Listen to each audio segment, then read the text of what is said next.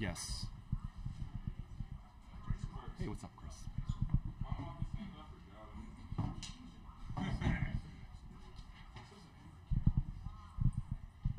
You can take. What's going on? What's the saying? You can take the boy out of, but you can't take the. All right.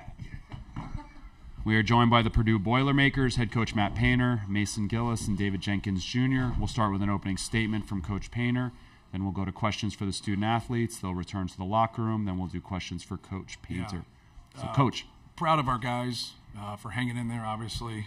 We had some Keystone Cops moments there in the last 3 minutes. But I thought our effort was really good. I thought we embraced the physicality. Rutgers had beaten us 5 out of our last 6 games.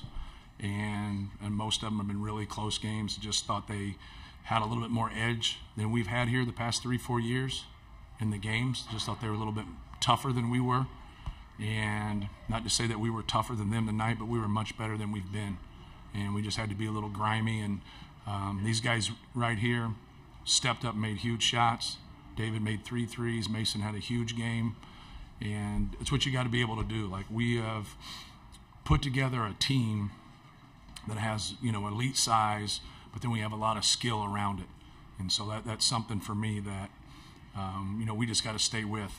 But then we got to be grimy and tough on the defensive end. So huge win for us. We got all the respect, for Coach and what, he's done at Rutgers. Really amazing what he's done at Rutgers. And they're obviously an NCAA tournament team, and I think they can do some real damage. But just proud of our guys for hanging in there and making plays and competing today. Questions for the student athletes. We'll start in the front. Casey and Sam. We need a mic. Mike brought over, please. David, when you were brought here, part of the reason you said Matt liked your ISO scoring, especially late in the clock.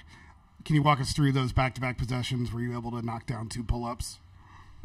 Yeah, I think honestly it's just an opportunity to kind of play a little ISO ball compared to, when usually in the early shot clock we run our offense, but Paint usually says when it's, 7 or 8 seconds below, he says go get one. So when I hear that, I just light up a little bit. So yeah, exactly. So I mean, yeah, and then my teammates honestly do a good job of looking for me as well when the shot clock gets low. So credit to them. Front row, Sam. It's been talked about a lot about how you've picked up these 2 freshman guards. That's been mostly through words and encouragement to pick them up. Fletcher didn't shoot well today. Braden struggled early. How big of a moment was that for you? Because this is why you came here, is for moments like this. I do what I can, obviously, when they're not playing well. But I have no doubt in my mind next game that they're going to pick it up. Fletcher and Braden are really poised guards, especially at a young age. So obviously that's good to see. But, yeah, I just try to do what I can when my number's called. I'm going to stay ready. Whatever game that is, it's a game-to-game situation. So whatever the game is, I'll be ready. Back of the room, Mike. Mason, at what point did you feel like you were matching or going beyond Rutgers' toughness and physicality to get control of this game? I don't know if there's ever a point that I felt that. I just went into the game knowing that they have outcompeted us, out-toughed us the past couple of years, and so I knew my mentality was that I had to get on the boards and set that tone, and then just the rest is it. Left-hand side, third row. Mason, so you've been kind of coined as a glue guy or a hustle guy, and you don't always score points in that role. How did it feel to have that role score for you like you did today? Yeah, it always feels great whenever the ball goes in. But the thing with not scoring as much is that I have to be able to do other things on the court, whether that's helping my teammates score, feeding the post to Zach, screening when I'm supposed to screen, doing what Coach Paint says. It doesn't always happen, but I try my best. So. We'll go to the second row on the right side. Mason, you've faced him off multiple times, and as Coach Painter said, it's been a tough matchup. Why, in your eyes, is Rutgers such a tough matchup to play against? They're experienced, and they just play harder than whoever they're playing. Majority of the times whenever they win, their defense is winning the game for them. Maybe not their offense, just like tonight. Whenever they get into their press, and teams like us, other teams struggle with it, we work on a press breaker, but it's still tough going at it in the real life game. So we got a lot more to work on, and we'll be all right. We'll stay in the middle, second row. Shooting's on. It seems to be very on. Is there something that is pre-game that leads to that, or does it just happen? I wouldn't say it doesn't just happen. You know, it's an everyday process. I have a routine building up to our games, and then in the game, I go through the same routine, warm up, and whenever we get into the game, I'm just prepared, whether that's my time to shoot the ball or whatever I need to do, just making sure I'm ready. So We'll go to third row on the left side. Mason, this was your second highest points for the year, but beyond that, great stat line. You drew a couple fouls. You were aggressive defensively. Where do you rank this game for yourself personally this year? I don't know. I'd put it up there with 2, 3 maybe. Yeah. Right-hand side, second row. David, you guys have mentioned what a grind it is to have to beat Rutgers. When you walk off the court and you've beaten that grind, what's the satisfaction in the toughness that it takes to not only beat that team but beat the style of play that they play with? Yeah. I mean, obviously, like you say, Rutgers is they're a very physical and hard team. Each and every day we work on what they do as far as press break goes. But again, going against it and how physical they are and how they get to spots, it's difficult to kind of match that. But I think we did a really good job of, and we had a couple late turnovers, but besides that, I think we did a good job of getting it past the half court and kind of just getting into our offense. But it feels good to get a win versus them. But I mean, obviously that's a temporary feeling because we got a next game tomorrow and we got to be prepared for that. Take two more for student athletes, far right-hand side. David, you're new to this team, but you're not new to college basketball. How much do you feel like this is your moment here in March to be a veteran presence for this team? Yeah, as I mentioned before, really it's just staying ready when my number's called. I feel like half the battle is to be able to stay in the game for Coach Painter, to be able to play defensively and be able to, get rebounds and do the little things, kind of a lot of things that Mason does over here. So that's kind of the role I've been trying to take on. And if the shots fall, that's good as well. That's an add-on. So just staying ready offensively and defensively. Anything else for the student athletes?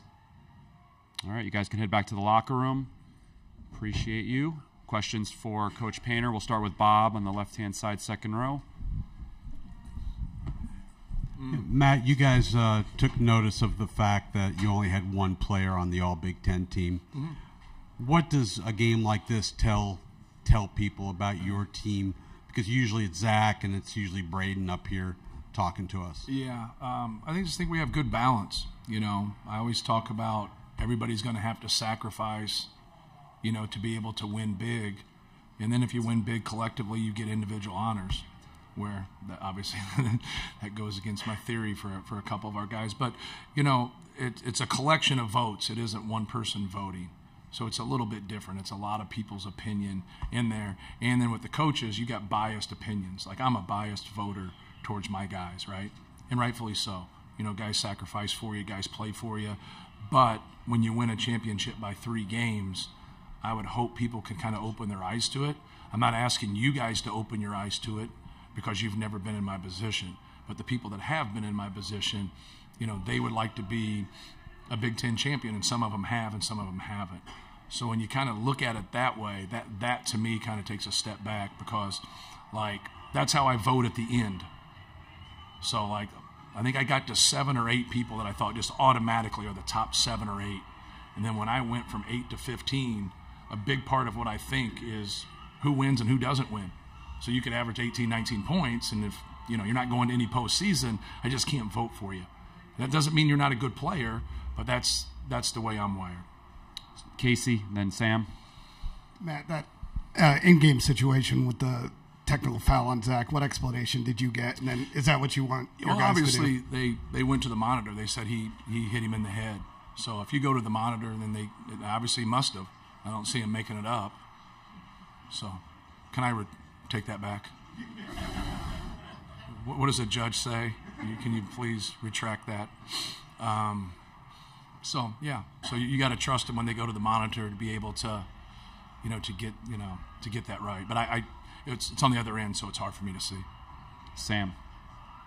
You have 2 very talented freshman guards. Had some good games, had some not good games. Mm-hmm. Today it was veteran guards, Ethan, David, doing a lot of good things. How important is it when you get to this point of the season that you have those veterans who have been through this before? Yeah, no question. David really gave us a spark. He's done that 3 games where he's been 3 for 3 from 3, and it was huge. That's his deal at the end of those shot clocks, being able to make those tough threes. And Ethan has been great for our program. Obviously, we took him out of the starting lineup, and he's played really well since then. So he has the same attitude, the same approach. defensively, he hits 2 big threes at Wisconsin for us. He hits 2 big threes today. And it's great to see him step up and knock those shots down. But both of those guys have been great. That's what having a great team does. It's frustrating when you don't get the minutes and you're capable.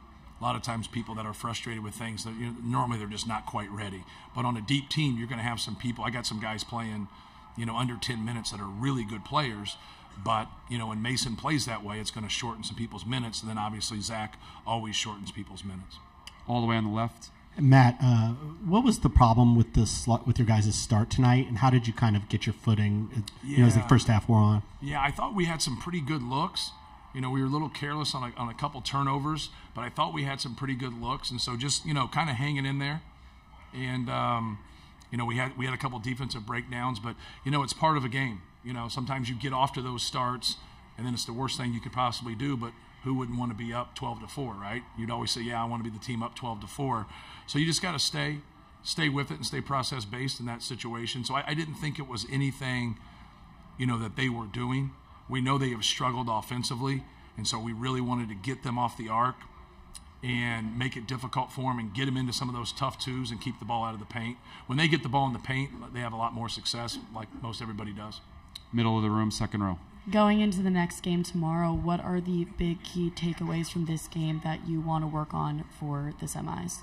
Well, obviously, just at the end, taking care of the basketball. I thought if we can take care of the basketball and pass and catch and handle their pressure, we did some good things getting it. Like we make one shovel pass and don't see that somebody's behind them. We make another pass where a guy doesn't come to the ball. Make another pass dribbling up the court across our body. And so, just be fundamentally sound. You sound like you're 80 years old when you're like telling them to jump stop and be fundamentally sound. But it's careless passing, and you have to be better with it. No matter what style we'll see tomorrow and what they will do, you got to take care of the basketball. So I think that's first and foremost. But just building on it. We had some guys have some good games. Build on it. We had a couple other guys that didn't have the best game. It's all right. It's all right when you still advance, right? And so just learn from it and get better and be ready to play. Everybody that played today will play tomorrow. So. Mike in the back of the room. Matt, saw a lot of different combinations on the perimeter for you guys, probably more than what we've seen all year. Mm-hmm. What were you searching for, and which combination did you eventually like today? Right. Just trying to more or less in our backcourt find people that can guard and then make an open shot. That balance of they have really good size with McConnell, Spencer and McKay. So like sometimes we have smaller guards and they get on them, and it causes some issues with them. So, but I thought our guys did a pretty good job. They didn't get us on those dribble down post ups as much as they've gotten us in the past. But yeah, just trying to find guys that were stingy on defense and felt good about themselves on offense. So just trying to kind of keep going. But if you were going to make a shot or make more than one shot, I was probably going to stay with you. So. I like seeing it go in. We're going to go to Josh in the middle of the room, then Julian, then Bob, and that'll be it. Coach, what can you say about Rutgers' play on both the offensive and defensive side of the ball today? They're very hard to go against just for their ability to try to take passes away. We alleviate some of that pressure because they have to help so much with Zach. So they do a good job once he gets it, but they also don't want him to get it. So it's that in-between right there. Like as Rutgers is trying to play post defense or hold a guy in there, well, if they're holding the guy in there, then the ball should be able to be moved at that time. So they can't do both. And that's what we try to tell our guys. When we had good ball movement and we shared it and reversed it, we have a better chance to score and we have a better chance to get it to him. When we didn't and we got stagnant and stood or over dribbled, I think that played right into Rutgers' hands. I think they would rather see that. The more you're dribbling from our perspective, you got to be constructive in what you're doing. So if you're throwing the ball back, you're throwing the ball back in to take an open shot or throw the ball inside, because we play inside-outside basketball a lot. So they realize that, but as fatigue goes on, not everybody is clued in as well as Caleb McConnell and Paul McCahey. So trying to figure out the other guys, and are they actually paying attention? Because those two dudes are always paying attention. And so that's how we try to kind of navigate and run stuff. We try to get, especially Caleb McConnell, like, Get him over in the corner and like eat a nacho, and we can play 4-on-4, like, because he is so good on the ball, man. He is so good, and A lot of times it's not us running stuff to certain people as much as we're running stuff away from him. Like, he's really become a good player. And anytime you have that and that kind of size, you know, you got a chance to really, you know, play beyond college now with that emphasis on defense. And then offensively, just not letting Cliff have any easy ones, even though he got some putbacks and he had some things around the rim. And then Spencer, like, really trying to stay with Spencer as much as we can. We knew they put Derek Simpson in there, and they knew they were really encouraging him to be more aggressive. You know, they bogged down here the last month offensively, and they haven't played as well as they did the previous month offensively. And I think Derek really gives them that guy that can break people down, get to his pull-up. But we would rather Derek get to his pull-up and contest it and then get in the paint. So that was one of our main focuses with those guys. McKay, he hits those 2 threes early, and that's, you know, that was kind of a tough break. But we also just let him have one of them. But more than anything, we were trying to keep the ball out of the paint as much as we could and keep them in front of us, but get them out of rhythm so they're not making any threes, but also know that Cam Spencer can't be the guy getting those good looks. If a couple of those guys get good looks, you know, we could live with that. You know, it might end up cooking our goose, but, like, we're just playing the percentages. Julian, far left. Hi, Coach. How does a grinded-out game like this against Rutgers prepare you for whoever your next opponent is going to be tomorrow? Well, I think anytime you can just move on and just kind of survive, you've been out there. You know, Rutgers has been out there, right? We hadn't. Even though we'd rather be in our position with the 1 seed with the double bye and more rest, I do think, and kind of leads to the question that was asked to me earlier, we've been in this, we've had the double bye ever since we went to the double bye. So we're the only team in our league to do that. And so we've always been in this position. We know what no other position. You know, we've had different seeds, but we've always been there. That start a little bit has been tough for us. You know, not always, but you just have a little bit of a feel. And now both of these teams don't have a feel too, so I don't think it's an advantage going forward, but I do think it's an advantage in the Friday quarters to start. Right as you settle in, that's what we had to do. We had to settle into the game. And then when these guys made some of those shots, that really helped us. Finish with Bob. Matt, are you starting to find some of the things that maybe went a little off script here, you know, in the middle of the season, late in the season? Are you starting to find some things that you like about this team? Yeah, again? you know, we're a better defensive team than we were last year, but, like, you know, we're not like an elite defensive team or nothing. You know what I mean? We're better than we were, and, you know, we can win some games and grind it out, and we've proven that. But just make shots. Like, I'm kind of floored that we haven't made more shots, and that's what makes it exciting for me, because I know we have that ability to. And so I know people that are watching us will overdo Zach, and you got to step in there. Like, we're not missing, like, a lot of contested shots. We're missing open shots.